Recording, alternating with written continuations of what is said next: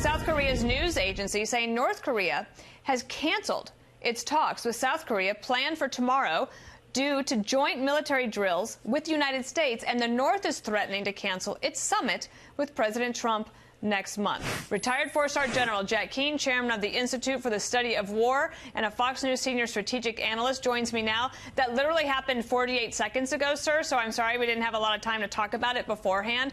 But, of course, you're always prepared to talk about anything.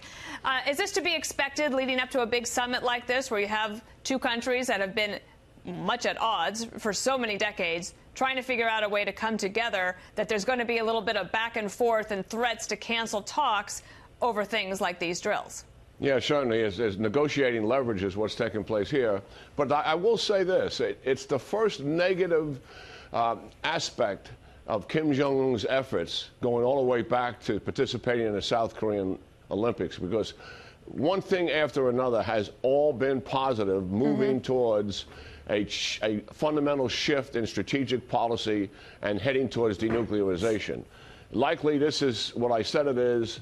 They're negotiating over leverage and things they want to have on the table. I do believe behind the scenes, Dana, right now, our diplomats are getting some insight into where North Korea is really heading. They just can't put the two leaders in the room without a lot of preparation and without understanding what the positions are. Now we're finally getting to see, and that's not going to be exposed to the American people, that's for sure.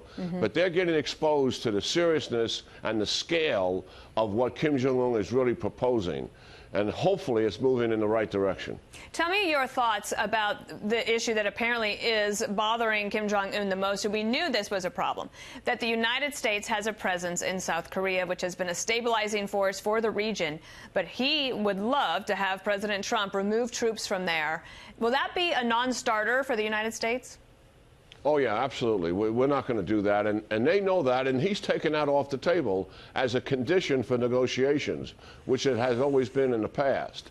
But look, if there really is denuclearization, if the two armies do pull away from each other on the DMZ and they return to normal activity, and they're two of the largest armies in the world, the North Korean army and the South Korean army, I could see years later and they're actually there's an armistice and a peace treaty signed by the four participating countries: China, the United States, North Korea, and South Korea. All this would take a considerable amount of time. Right. And at some point, we would reduce our forces. But we're not going to do it now as a part of this negotiation. That's not going to take place.